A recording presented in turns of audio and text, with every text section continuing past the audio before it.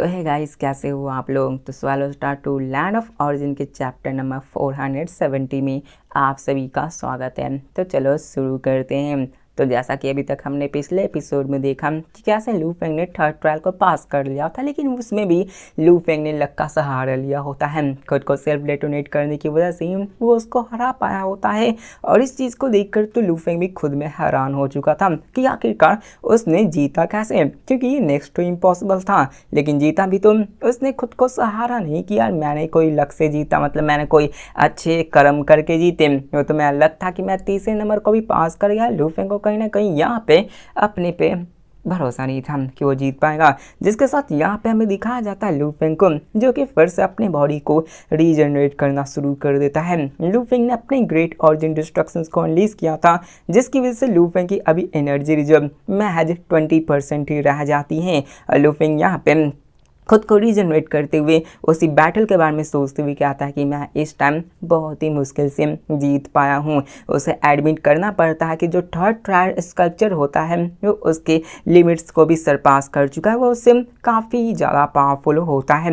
यहाँ पर लू फेंग अपने पावर्स लेवल्स के बारे में सोचता है कि इन्फिनिटी इन स्पेस में जैसे पावर्स लेवल्स हैं, उसमें ह्यूमन एंसेस्टर्स बेसिकली अगर इस लेवल पे होते तो इमॉर्टल ही कहलाते। मतलब किसी भी इमॉर्टल, मतलब किसी भी एंसेस्टर्स पावर्स अगर सेकेंड लेवल स्कल्पचर जितनी होती तो वो ह्यूमन स्पेस के अंदर एक इमॉर्टल बीइंग माना जाता।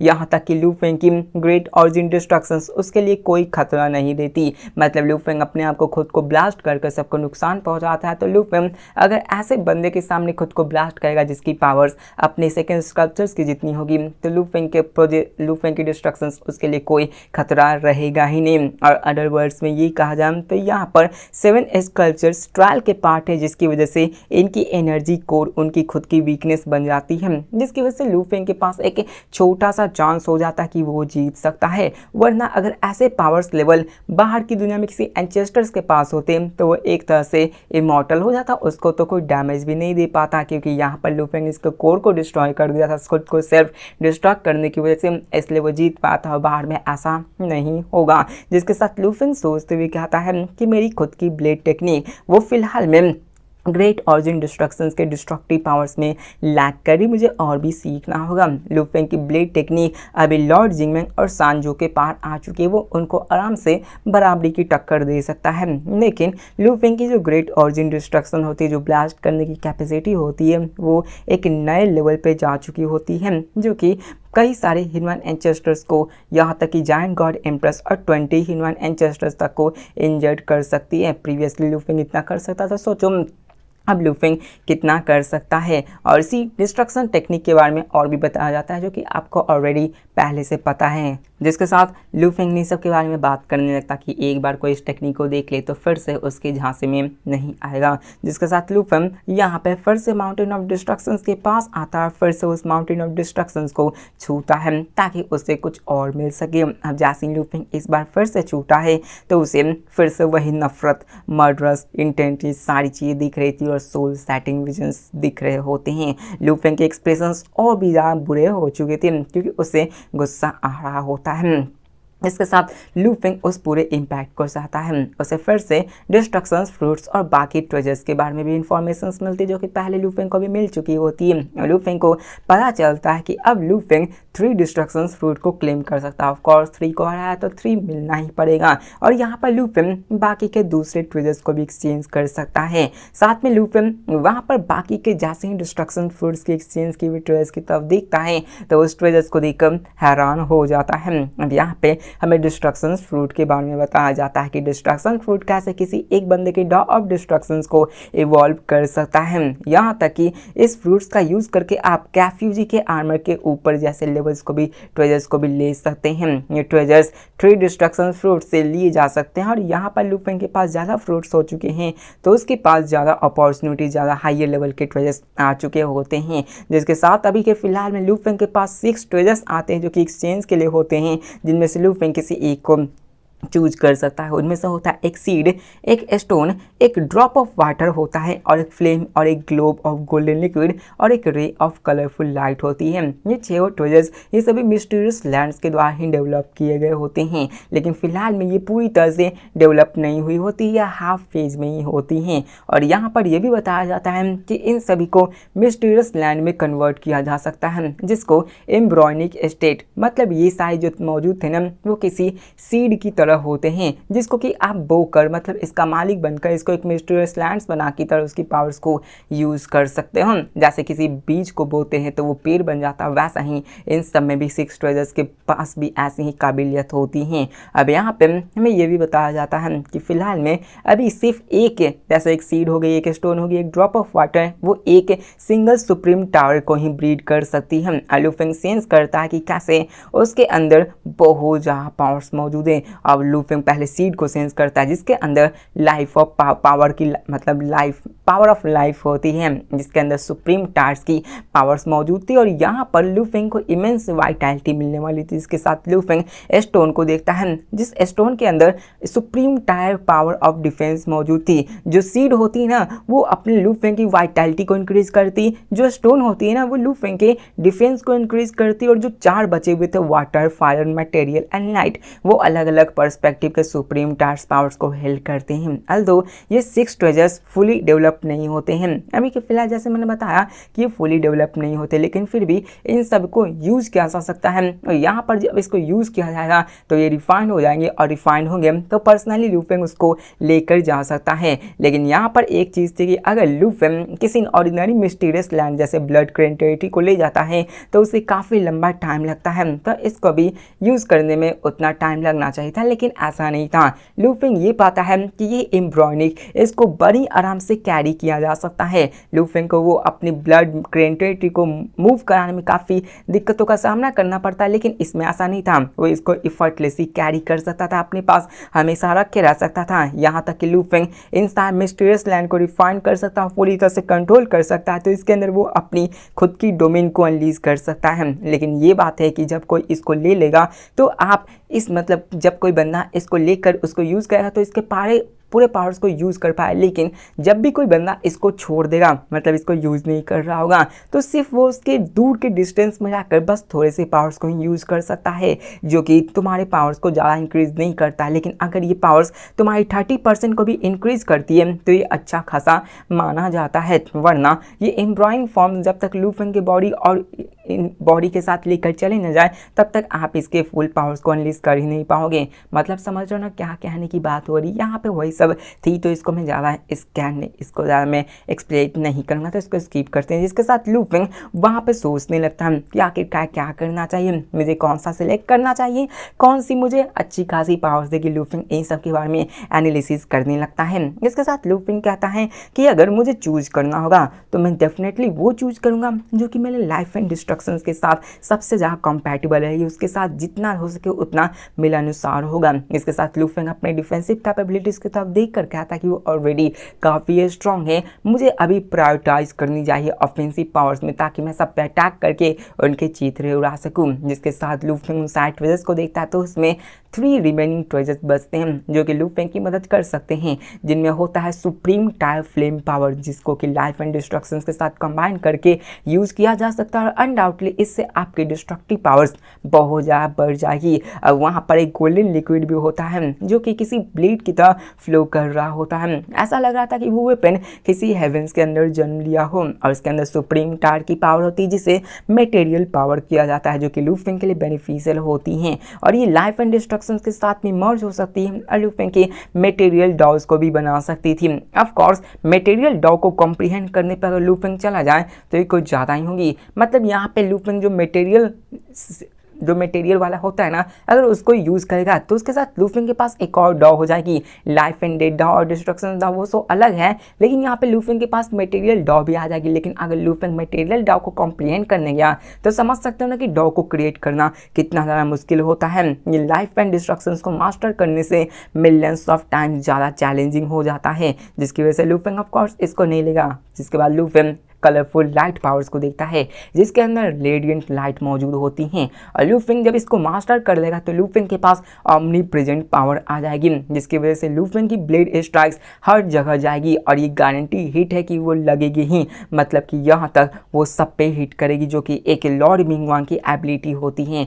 लॉर्ड मिंगवांग की भी ऐसी एबिलिटी थी कि वो जिस पर अटैक करेगा उस पर गारंटी थी कि वो हिट करेगा ही। यहाँ पर लू फेंग की ये पावर्स यूज़ करने के बाद लू फेंग की पावर्स एम्पलीफाई हो जाएगी। अगर इमीडिएट पावर्स की बात करें तो ये लू फेंग के लिए सबसे ज़्यादा बेनिफिशियल होता है। लॉन्ग टर्म के पर्सपेक्टिव से लू फेंग की डॉ एनलाइटमेंट जो कि गोल्डन लिक्विड से आने वाली थी वो सबसे ज़्यादा सूटेबल होती है और लू फेंग इन्हीं सब के बारे में सोच रहा होता है। लेकिन ऑफ कोर्स लू फेंग किसी को नहीं चूज़ करता, किसी को घंटा चूज़ नहीं करता, बस हमसे एक्सप्लेन करवा लिया, कुछ नहीं। लू फेंग यहाँ पे कहता है कि मुझे जल्दबाजी करने की कोई ज़रूरत नहीं है, एक बार मैं अपने हिनवान ब्लेड डॉ को क्रिएट कर लूँ तो मैं 4 स्क्रप्चर्स को डिफीट करने की कोशिश करूँगा, जिसके बाद मुझे एक और डिस्ट्रक्शन फ्रूट मिलेगी, जिसकी वजह से मैं और भी अच्छे ट्रेजर्स को एक्सचेंज कर सकता हूँ। बिना किसी थॉट के लू फेंग की नज़र अपने 4 स्क्रप्चर्स पे जाती है जो कि 125 स्मॉलर क्यूब से बनी हुई होती है। लू फेंग इसको देखकर कहता है कि ये स्कल्पचर्स प्रीवियसली थर्ड स्कल्पचर से बहुत ज़्यादा स्ट्रॉन्गर होगी,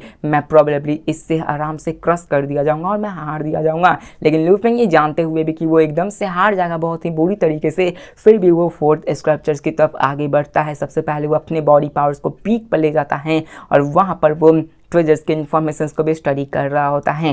प्रीवियसली के जो 3rd स्कल्पचर्स थे वो तभी तक साइलेंट हो चुके थे और लू फेंग वहाँ पे आगे बढ़ता है तो उसकी ऑरा कोलोसल क्यूबिक स्कल्पचर्स में एमिनेट होने लगती है और यहाँ पर 4th स्कल्पचर्स भी जिंदा हो जाता है और यहाँ पर उसकी भी अपने लू फेंग पे लॉक हो जाती है, जिसके साथ लू फेंग भी अपने वर्ड सॉवरिंग ब्लेड को निकाल कर उसको चैलेंज के लिए तैयार हो जाता है। और आप लोग अंदाज़ा लगा लिए होंगे कि यहाँ पे क्या हुआ होगा, जिसकी वजह से हमें सीन कट करके दिखाया जाता है 19 लेयर ऑफ एबिस ऑफ डिस्ट्रक्शंस का सीन, जहाँ पे हमें युवान को दिखाया जाता है जिसे सडनली अपने स्पेशल फ्लक्चुएशन से महसूस होता कि कुछ यहाँ पे हुआ और तभी वहाँ पर लू फेंग उसी जगह पर आ जाता है जहाँ पर वो बैठा हुआ होता है। और फिलहाल में लू फेंग की हालत बहुत ज़्यादा बुरी होती है, उसकी एनर्जी रिजर्व सिर्फ 10% ही बची हुई होती है, जो कि उसको काफ़ी ज़्यादा वीक बना रही होती है, जिसको देखकर युवान लू फेंग के पास आते हैं और उससे सवाल पूछने लगता है कि लू फेंग आखिरकार क्या हुआ, आखिरकार तुम थे कहाँ, तुम लगभग 30 एपोज से गायब थे।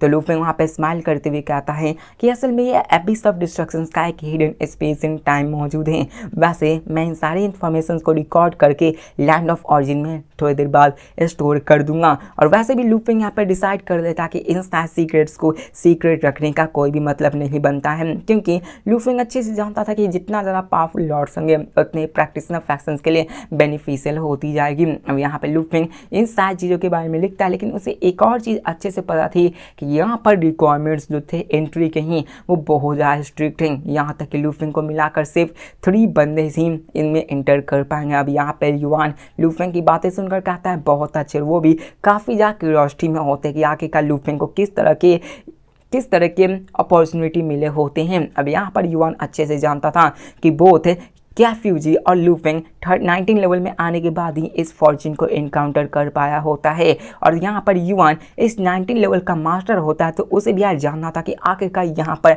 ऐसा कौन सा लेयर है जिसमें अभी तक मैं नहीं गया हूँ, जबकि लू फेंग नया नवेला बंदा होके आ चुका है। जिसका साथ युवान फिर से लू फेंग से पूछता कि आखिरकार तुम्हारी ब्रेथ इतनी कमज़ोर कैसे हो रही, क्या वो जगह इतनी ज़्यादा खतरनाक है, जिसके साथ वो यहाँ पर कन्फ्यूज़ था, क्योंकि वो लू फेंग के बारे में अच्छे से जानता था कि लू फेंग की पावर्स कितनी ज़्यादा है, उसके डिफेंसिव पावर्स कितनी ज़्यादा फॉर्मिडेबल है। यहाँ तक कि लू फेंग ब्लड के इंटेंसिटी को कंट्रोल करने के बाद उसकी सर्वाइबिलिटी एबिलिटीज़ काफ़ी ज़्यादा बढ़ चुकी है और इस मोमेंट पे लू फेंग की एनर्जी रिजर्व सिर्फ महज 10% ही बची हुई होती हैं और उसकी ब्रेथ काफ़ी ज़्यादा वीकन हो चुकी होती है, जिसकी वजह से उसे छिपाया भी नहीं जा सकता था। इसलिए अपने युवान लू फेंग को देखकर उसकी हालत बता देते हैं। लेकिन यहाँ पर लू फेंग स्माइल करते हुए कहता है कि ये वैसे खतरनाक नहीं था, वैसे मैं खुद को टॉर्चर कर रहा था, इसलिए मेरी हालत ऐसी हुई है, मैंने बस खुद को ज़्यादा पुश कर दिया। अब यहाँ पे लू फेंग के लिए एक महज ट्रायल होता है, इसलिए लू फेंग ऐसा कर रहा होता है, वरना लाइफ एंड डेथ की सिचुएशन होती तो लू फेंग ऐसा रिस्क कभी लेता ही नहीं। इसके साथ युवान भी समझ जाता कि ओह तो ऐसी बात है। इसके साथ वो उससे पूछता कि क्या तुम अभी सेक्लूजन में रहने की सोच रहे हो या फिर तुम नेक्स्ट लेवल में जाने की सोच रहे हो। तो लू फेंग कहता कि मैं फिलहाल में थोड़ी देर के लिए यहाँ रहूँगा, जिसके साथ युवान हामी भरता और चला जाता है। लू फेंग अपने थॉट्स में फिर से चला जाता है। इसके साथ हमें हमें 90 लेवल ऑफ एबिस ऑफ डिस्ट्रक्शन के कल्टीवेशन केव का सीन दिखाया जाता है, जहाँ पे लुफिंग बैठकर अपने फोर्ट स्कल्पचर्स के हुए बैटल को ही याद कर रहा होता है। यहाँ पे हमें बताया जाता है कि वहाँ पे हुआ क्या होता है, और आपने अंदाजा लगा दिया होगा जो आपने सोचा ना कि फोर्ट स्कल्पचर्स के साथ लुफिंग की फाइट कैसी रही होगी, सेम टू सेम वैसी ही हुई होगी। यहाँ पे लुफिंग काफी शर्मनाक हार रहा होता है। वो कहता है ये तो वन साइडेड बैटल था, ये वन साइडेड कंप्लीट एनिहिलेशन होता है, लुफिंग के पास कोई चांस था ही नहीं। लुफिंग शुरुआत में सिर्फ अपने डिफेंसिव कैपेबिलिटीज पर रिलाई करता था कि वो उन सारे अटैक्स को सह सके, लेकिन यहाँ पर लुफिंग की पावर्स इतनी होती नहीं है कि वो ज़्यादा देर भी टिक सके। वहाँ पर उसने अपने आप को अटैक से बचाने के लिए थोड़ी सी कोशिश की, लेकिन उसकी पावर ज़्यादा थी। यहाँ तक कि लुफिंग ने उसको हराने के लिए ग्रेट ऑरिजिन डिस्ट्रक्शन तक का भी यूज़ किया था, लेकिन जब उसने खुद को ब्लास्ट किया था तो उस ब्लास्ट से वो मैसिव क्यूब सिर्फ 125 स्मॉलर क्यूब्स में टूटकर बिखरी थी, और इसमें से वो बिखर गई थी, और सिर्फ 9 ही पूरी तरह से खत्म हुए थे, और बाकी के तो उन्हें तो कुछ फर्क भी नहीं पड़ा होता। लेकिन जो 9 एनिहिलेटेड स्मॉलर क्यूब्स होते ना, वो फिर से वापस बन जाते, मतलब उनको कुछ हुआ ही नहीं होता है। यहाँ तक कि लुफिंग की जो पावर्स इतनी ज़्यादा खत्म हो चुकी थी ग्रेट ऑरिजिन डिस्ट्रक्शंस को रिलीज करने की वजह से, तो लुफिंग की पावर्स काफ़ी कम हो चुकी थी। ऑफ कोर्स कम हो गई, क्योंकि यहाँ पर लुफिंग की पावर्स बची ही कहाँ थी, जिसके साथ वो रिलेंटलेसली लुफिंग 125 क्यूब के साथ फाइट कर रहा होता है, जिसकी वजह से फाइट करते करते लुफिंग की एनर्जी रिजर्व सिर्फ 10% ही बचती है। इस पॉइंट पे लुफिंग के पास कोई और रास्ता नहीं था, और उसे रिट्रीट करना ही पड़ता होता है। और रिट्रीट करने से पहले लुफिंग माउंटेन ऑफ डिस्ट्रक्शंस पर अपने मार्क को छोड़ देता है, ताकि लुफिंग यहाँ पर वापस से आ सके। अब लुफिंग मैनिफेस्ट करता कि वो अपने क्लोन को, ट्रू बॉडी को यहाँ पे फिर कभी भी ला सकता है, मतलब कि यहाँ पर लुफिंग के लिए द्वार खुल चुके होते हैं। अब लुफिंग यहाँ पे रिस्क नहीं लेना चाहता था कि वो कंप्लीट एनिहिलेशन को ले सके, क्योंकि यहाँ पे लुफिंग को ये डर था कि अगर कंप्लीट एनिहिलेशन हो गया तो फिर से यहाँ पर वो नहीं आ पाएगा, इसलिए लुफिंग वहाँ से भाग गया। मतलब आज हम पहली बार देखे हैं कि लुफिंग किसी चीज़ से डर कर भागा। हमने आज तक सीरीज में लुफिंग को डर कर भागते हुए नहीं देखा है, भले ही वो वहाँ पर पीछे हटा, लेकिन यहाँ पे लुफिंग भाग गया होता क्योंकि उसकी पावर सफिशिएंट होती ही नहीं। अब यहाँ पर लुफिंग सिर्फ 10% थी, तो लुफिंग को अभी फिलहाल में अपने आप को फिर से रिकवर करने में अर्थ के टाइम से 15 मिनट्स का टाइम लगता है, और यहाँ पर वो अपने आप को कम्प्लीटली रिकवर कर लेता है। लुफिंग सोचते हुए कहता है कि मेरी करेंट स्ट्रेंथ अभी काफ़ी ज़्यादा वीकर है, मैं तो थर्ड स्कल्पचर्स को भी बड़ी मुश्किल से ही हरा पाया हूँ, और फोर्थ स्कल्पचर्स के सामने तो मेरा कोई चांस बनता ही नहीं है। और यहाँ पर लुफिंग कहता है कि एबिस ऑफ डिस्ट्रक्शंस को मास्टर करना ये तो सच में काफ़ी डिफिकल्ट वाला टास्क है, ऐसे ही कोई इतने बड़े मिस्टीरियस लैंड का मास्टर थोड़ी ना बन जाता है। और यहाँ पर यही सब चीज़ के बारे में लुफिंग सोचने लगता है, और यहाँ पर जिसके साथ लुफिंग अपनी कॉन्शियसनेस को स्प्लिट करके अपने लैंड ऑफ डिस्ट्रक्शंस मतलब माउंटेन ऑफ डिस्ट्रक्शंस के बारे में सारी रिकॉर्ड्स लिखने लगता है कि उसे क्या क्या मिला था, क्या क्या वहाँ पे हो रहे थे, मतलब सारी इतिहास उसके साथ जो हुआ वो सभी लिख चुके होते, ताकि वो लॉर्ड्स को एक्सेसिबल हो सके, उनको पता चल सके कि यहाँ पे था क्या, ताकि वो भी इसके लिए प्रयास कर सके, वो भी जाकर उसको मास्टर करने की कंट्रोल कर सके। जिसके साथ हमें दिखाया जाता है लुफिंग के उस पोस्ट को जो कि ऑलरेडी ऑरिजिन लैंड में पब्लिक हो चुकी होती हैं, और लुफिंग जैसे ही सेव करता है ना, तो लॉर्ड मोमेंट को वो नोटिस मिल जाती है कि एबिस ऑफ डिस्ट्रक्शंस की लेटेस्ट इंटेलिजेंस आ चुकी है, जिसको देखकर लॉर्ड मोमेंट उसको रिव्यू करना शुरू करता है। अब यहाँ पे लुफिंग ने फोर्ट स्कल्पचर्स की स्ट्रेंथ वो सभी चीज़ें लिख चुकी होती हैं, मतलब सारी चीज़ें वहाँ पे उसने डाल रखी होती हैं, और लुफिंग ने हर एक को अच्छे से डॉक्यूमेंट कर रखा था कि वहाँ पर किस लेवल में कितनी पावर्स होती हैं, जिसके साथ लुफिंग उन सभी में लिख चुका था। उसी के साथ लॉर्ड मोमेंट वहाँ पर उन सबको पढ़ता है, और वहाँ पर उसे ये भी पता चलता कि कैसे मिस्टीरियस एबिस ऑफ डिस्ट्रक्शंस को रिफाइन किया जा सकता है, उसको कंट्रोल किया जा सकता है। और उसमें लिखा होता है कि अगर इसको कंट्रोल करना है तो तुम्हें 7 फोल्ड ट्रायल्स को ग्रांट पास करना होगा, जो कि एबिस ऑफ डिस्ट्रक्शन से मिले हुए होते हैं। यहाँ तक कि लुफिंग अभी जो इंटर किया है तो उसने सिर्फ 3 लेवल्स में ही हराए होते हैं। जो फर्स्ट स्कल्पचर्स की पावर्स होती है वो जिन ह्यूमन एंसेस्टर्स के ब्रेक थ्रू के पहले जितनी पावर्स होती हैं, सेकेंड स्कल्पचर्स की powers 2 human infinite serpent ancestors की पावर्स की जितनी होती है, और थर्ड स्कल्पचर्स तो लुफिंग की पावर्स को भी सरपास कर रही होती हैं। लॉर्ड मोमेंट जब ऐसे शब्दों को पढ़ता है तो वो पूरी तरह से हिल जाता है, क्योंकि उसने सभी चीज़ को देखा था। उसी के साथ उसे डिस्ट्रक्शंस फ्रूट्स के बारे में पता चलता है, जो कि लुफिंग ने बताया होता है कि कैसे ये ट्रायल्स के सबसे वैल्यूबल ट्रेजर्स में से एक है, जिसको कि आप हर आकर फ्रूट्स को लेकर उसको खा सकते हो या फिर उससे ट्रेजर्स को एक्सचेंज कर सकते हो। लेकिन उसी के साथ लॉर्ड मोमेंट लॉर्ड जिन से भी कॉन्टैक्ट करता, क्योंकि दोनों भाई भाई थे, और उसी के साथ वो कहता ब्रदर जिन जल्दी से इंटेलिजेंस की तरफ देखो, ये ब्रदर लुफिंग के द्वारा रिकॉर्ड की गई और तुम इससे काफ़ी फैसिनेट भी करोगे। जिसके साथ लॉर्ड जिन भी उस इंटेलिजेंस को एक्सेस करता करता है। ऑफकोर्स ये फ्री टू कॉस्ट है तो उन सबको फ्री में एक्सेस मिल ही जाएंगे। जिसके साथ हमें ये बताया जाता है कि लॉर्ड जिन अपने लॉर्ड मोमेंट की तरह ही एबिस ऑफ डिस्ट्रक्शंस में काफ़ी गहरी रुचि रखते थे। क्योंकि हर केओस डिस्ट्रक्शंस रेलम उनके अंदर एक यूनिक डिस्ट्रक्टिव पावर्स होते हैं और वो हमेशा से ये बिलीव करते थे कि एबिस ऑफ डिस्ट्रक्शंस एक वर्थित जगह है जिसको कि स्टडी करना जरूरी है।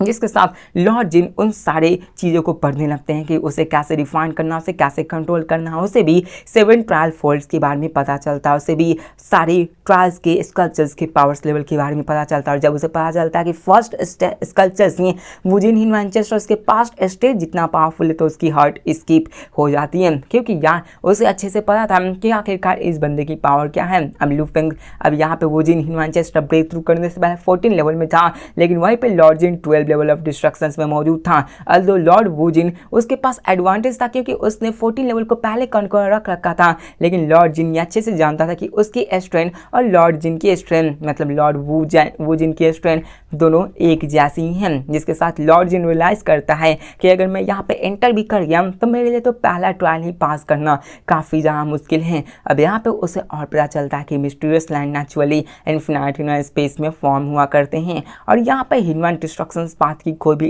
अंडरस्टैंडिंग नहीं होती और उसे हम सिर्फ फॉलो करके ही समझ सकते हैं। और यहाँ पर ये सारी जिसके साथ उसे 34 distinct types of destructive powers के बारे में पता चलता है जो कि वहाँ पे ग्लास में सील करके रखे गए होते, वो सभी लू फेंग ने डिटेल में बना कर रखे हुए होते और साथ में उसे मिस्टीरियस डॉज के बारे में भी लिखा गया होता कि वैसे वैसे डॉज मौजूद होते हैं जो कि इतने थे कि वो किसी को भी हिनवन एंसेस्टर्स को भी सोच में डाल सकता है। जिसके साथ वहाँ पर वो सोचने लगता और कहते हैं कि प्रैक्टिशनर लॉर्ड्स में लॉर्ड जिन जिसने 2 हिनवन एंसेस्टर लेवल डॉस 2 हिनवन लेवल डॉस को क्रिएट कर रखा है, लॉर्ड जिन जो कि हिनवन डिस्ट्रक्शन डॉ को भी क्रिएट कर रखा है, वो दोनों इस लेवल में जाने से फेल हो चुके हैं। जिसका मतलब ये हुआ कि यहाँ पर जाने में उनको बहुत ज़्यादा चीज़ों की ज़रूरत पड़ेगी, मतलब उनको और भी थ्रेशोल्ड को पास करना होगा और इसको कंट्रोल करना है तो ये उनके लिए एक इम्पॉसिबल सा टास्क होता है। एक मिस्टीरियस लैंड जिसकी खुद की कॉन्शियसनेस है तो उसको कंट्रोल करना कितना ही ज़्यादा होता है। उसी के साथ वो और भी सबको देखते हुए लॉर्ड जिन सोचता है कि क्या फ्यूजी और लू फेंग दोनों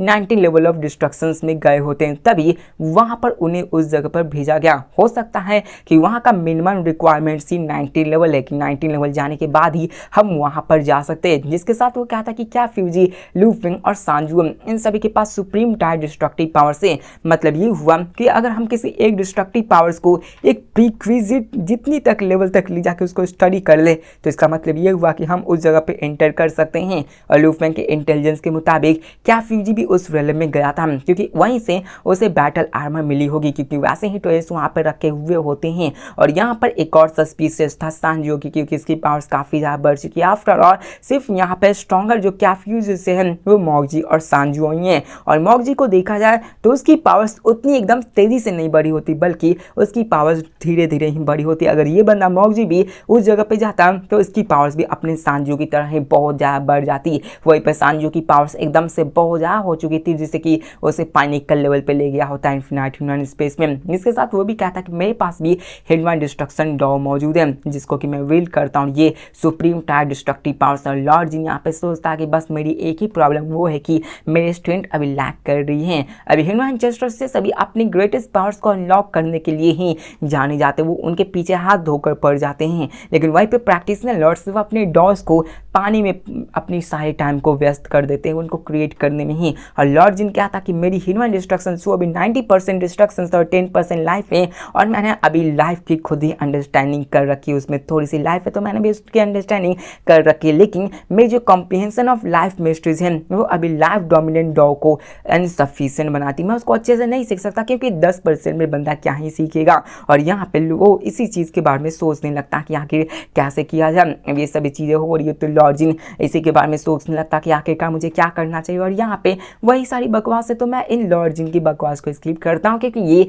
उसी एबिस ऑफ डिस्ट्रक्शंस के बारे में होता है जो कि लू फेंग के साथ हमने देख रखा है कि उसके साथ क्या क्या हुआ होता है और वो अपने लिमिट को जान जाता है कि यार मैं कुछ नहीं कर सकता हूँ। लू फेंग और जिंग मैंग भी ब्रेक थ्रू किए थे 4 से तो उनके खुद की लिमिटेशन से, तो मैं तो प्यारा सा बंदा, मेरा तो और भी ज़्यादा लिमिटेशन होगा। जिसके साथ हमें सीन चेंज कर लू फेंग का सीन दिखाया जाता है जहाँ पे लू फेंग फिलहाल में 19 लेवल भी सब डिस्ट्रक्शंस में होता है। उसने अपनी माइंड को काम कर रखा था और वो बाहर की तरफ देख रहा होता है। फिलहाल में वो अपनी एंडलेस स्पेस एंड टाइम को चीरते हुए, वो काउजन इफेक्ट के थ्रेड्स को फॉलो करते हुए वो मिस्टीरियस डोमेन्स को देखना स्टार्ट करता, जो कि इनेट in one life form factions में मौजूद थी। वहाँ पे आई स्पीक फैक्शंस और बाकी के वीकर पावर के फैक्शंस के रियलेंस भी मौजूद होते हैं। अब यहाँ पे लू फेंग जब माउंटेन ऑफ डिस्ट्रक्शंस पे था तो वहाँ पे लू फेंग को किलिंग इंटेंट्स मिले होते हैं, हेट्रेड मिले होते, विविड मेमोरीज मिले होते हैं और वो सारे एक्सपीरियंस मिले थे जो कि बाकी सब बंदों ने खुद एक्सपीरियंस कर रखे होते। उसमें लू फेंग को काउंटलेस सीन्स दिखे होते जो कि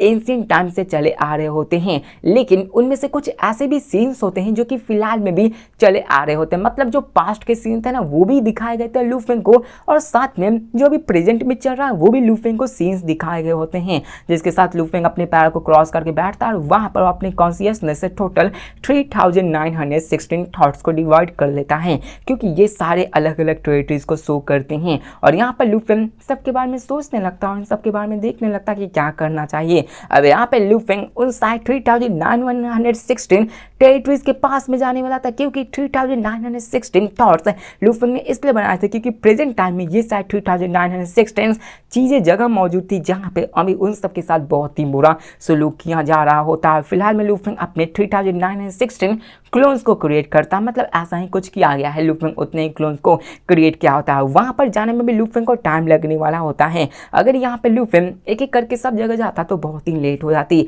इसलिए लू फेंग अपने आप को उतने सारे बंदों में तब्दील करके सबके पास भेजता है और यहाँ पर वो लू फेंग उन सबके पास जाके अपनी क्लोन्स को क्रिएट करता और धीरे धीरे एनर्जी को फिलअप करता और सब में लगभग 110,000 एनर्जी रिजर्व मौजूद थी, जो कि काफ़ी थी किसी world level human life forms को कंप्लीटली खत्म करने के लिए, जिसके साथ लू फेंग इसको शुरू करता है। क्योंकि अभी लू फेंग कोई भी मर्सी नहीं दिखाने वाला था, लू फेंग की पावर्स बढ़ चुकी है। मैं अगर बताऊं तो लू फेंग की पावर्स सांजू को भी सरपास कर चुकी है, क्योंकि लू फेंग की पावर्स ऑलरेडी वहां पे जाने से पहले इतनी थी। तो लू फेंग की पावर्स अभी बाहर निकलने के बाद सांजू को ऑलरेडी सरपास कर चुकी है। तो लू फेंग अब यहाँ पे अपने पावर्स का शोकेस करेगा, वो सबके साथ जो न्याय अन्याय हो रहा है उनके साथ न्याय करेगा और सबको बचाएगा। और यहाँ पर लू फेंग की दुश्मनी सबसे होगी, लेकिन लू फेंग अपने पावर्स को शो कराएगा, कहेगा कि देखो बच्चे तुम सबको मुझसे पंगा नहीं लेना चाहिए, जिसके साथ वो सारे 3916 ब्लैक लॉर्ड लू फेंग अपने अलग अलग जगह पर निकल जाते हैं। और इसी के साथ हमारा ये एपिसोड खत्म होता है। तो मिलते हैं नेक्स्ट वीडियो में, तब तक के लिए बाय।